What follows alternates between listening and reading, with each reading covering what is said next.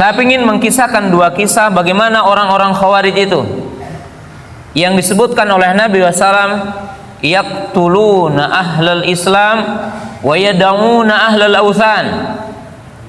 Di mana orang-orang Khawarij ini disebutkan oleh Nabi SAW sekelompok orang yang mereka akan membunuh umat Islam, dan membunuh umat Islam ima dengan tangannya mereka sendiri, atau mereka menjadi wasilah musuh Islam membunuh umat Islam. Dan ini adalah orang-orang Khawarij, dan mereka membiarkan para penyembah berhala. Lihatlah bagaimana buruknya pemahaman mereka kepada Al-Quran, dan bagaimana mereka mengalirkan darah.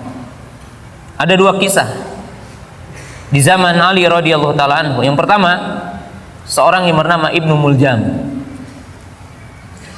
Dia berjalan dari Hawra menuju Basrah, dan dia akan membunuh Ali radhiyallahu taala anhu. Dia mengumpulkan harta, membeli pedang, membeli kuda, dengan tujuan membunuh orang yang paling baik, orang penghuni surga, Ali radhiyallahu taala anhu. Ketika dia udah sampai di Basrah, maka dia melamar seorang wanita yang kebetulan orang Khawarij.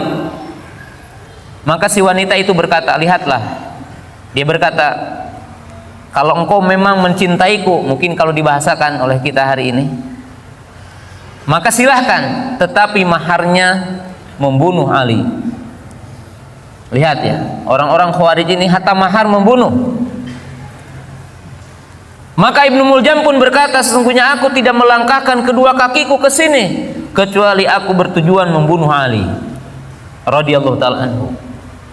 Maka terjadilah kesepakatan, dan bukan hanya ridho, tidak dikasih mahar dalam bentuk uang, tetapi hanya maharnya untuk membunuh Ali.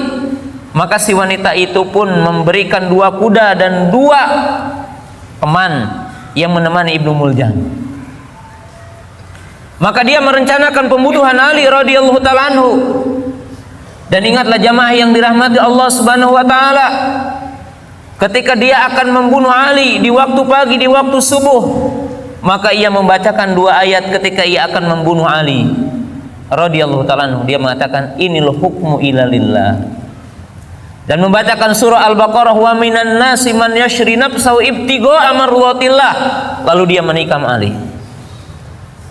Jadi jamaah yang dirahmati Allah Subhanahu wa taala, ada orang yang seperti dia melaksanakan Islam, sepertinya dia adalah membela Islam, sepertinya dia mengamalkan Al-Qur'an, tetapi mereka jauh dari Islam. Maka Nabi SAW mengatakan, yamrukuna minad din kama yamruku sahmu minar ramyah. Mereka melesat dari agama bagaikan melesat anak panah dari busurnya. Dan para ulama mengatakan, kaum yautolikuna ila ayati nuzilat alal kufar wa yunazziluha alal mu'minin. Orang-orang Khawarij ini orang-orang yang mencomot, mengambil ayat yang sesungguhnya Allah alamatkan untuk orang kafir, tetapi mereka mengalamatkan kepada orang beriman, sehingga mereka mengalirkan darah orang beriman. Ini dahsyat. Yang kedua, sahabat yang bernama Abdullah ibnu Hobab dan istrinya yang sedang hamil. Maka berjalanlah ini orang-orang Khawarij. Lalu bagaimana?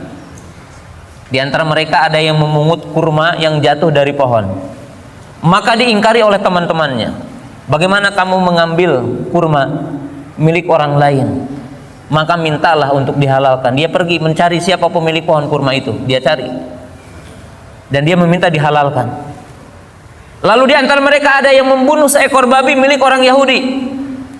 Lalu ditegur oleh temannya, bagaimana kamu membunuh babi milik orang? Minta maaf. Maka dia pun mencari pemilik babi itu. Lalu dia minta maaf. Tapi lihat, ketika dia ketemu dengan Abdullah bin Hobab dan istri yang sedang hamil, maka dia ditanya tentang Ali radhiyallahu taala anhu, dan beliau menyanjung Ali. Maka tanpa rasa iba dan tidak ada rasa kasihan, maka dibunuhlah Abdullah bin Hobab. Dan istrinya yang sedang hamil berkata, aku wanita yang hamil, wanita yang lemah, apakah engkau rela membunuh aku? Maka orang Khawarij pun, jamaah yang dirahmati Allah Ta'ala, tanpa ada rasa kasihan, tanpa ada rasa iba, maka mereka pun membunuh istrinya dan mengeluarkan janinnya. Lihatlah buruknya mereka. Jadi kalau sekarang anak cucu Khawarij membunuh manusia, maka lihatlah sejarah dulu, itu berbahaya. Membunuh. Mereka sepertinya warok dalam perkara-perkara yang biasa, tetapi mereka tidak warok. Warok itu tidak punya apa? Tidak menjaga, ya. Mereka tidak menjaga darah. Dan saya akan akhiri dengan 3 kisah.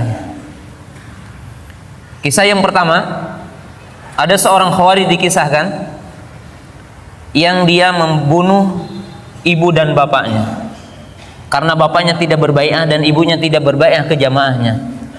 Maka dibunuhlah kedua orang tuanya itu. Lalu membacakan surah Al-Mujadilah ayat 22. La tajidu qauman yu'minuna billahi wal yawmil akhir wa duna man hadallaha wa rasulahu walau kanu aba'ahum. Mereka mengatakan ini orang membunuh bapak dengan ibunya.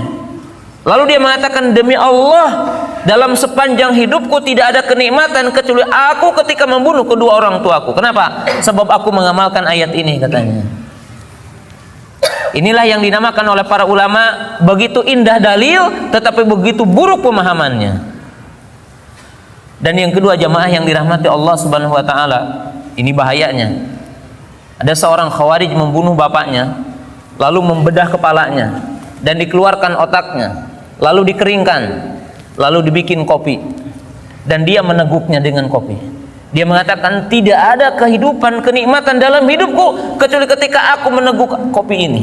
Dan aku telah mengamalkan ayat, la tajidu qauman yu'minuna billah wal yawmil akhir yuwaduna man hadallah walau kanu aba'ahum. Subhanallah. Ini adalah buruknya pemahaman. Dan yang ketiga, yang terakhir, jamaah yang dirahmati Allah Ta'ala, bahayanya. Dulu dalam perjalanan hidup saya, kalau saya akan menikahkan murid saya dulu dan ibu bapaknya belum berbai'ah, maka dinikahkan 2 kali. Karena dalam bahasa saya dulu ada WNA, ada WNI. WNA warga negara Allah, kalau WNI warga negara iblis. Jadi WNI warga negara iblis, bukan warga Indonesia, ya, warga negara iblis. Dan itu kalau saya akan menikahkan, ya, umpamanya ada akhwat menikah, ada jamaah menikah, maka dinikahkan 2 kali. Nikah agama oleh saya ataupun oleh yang di atas saya, dinikahkan. Jadi walinya. Nanti nikah togut, katanya, yang dihadiri oleh KUA. Jadi dikafirkan, bapak dengan ibu dikafirkan, dan ini bahayanya. Ya, ibu dengan bapak dikafirkan, jangankan orang lain, yang melahirkan dia juga dikafirkan. Dan ini bahayanya tentang pemahaman ini. Dan demikianlah mungkin yang saya bisa sampaikan, dan sangat banyak sekali mungkin ya untuk kita pahami, untuk kita jabarkan berkaitan dengan terorisme dan kekerasan, dan akar-akarnya memerlukan waktu yang cukup. Tetapi dengan apa yang disampaikan mudah-mudahan memberikan pembuka pemahaman terhadap begitu bahayanya tentang apa itu terorisme.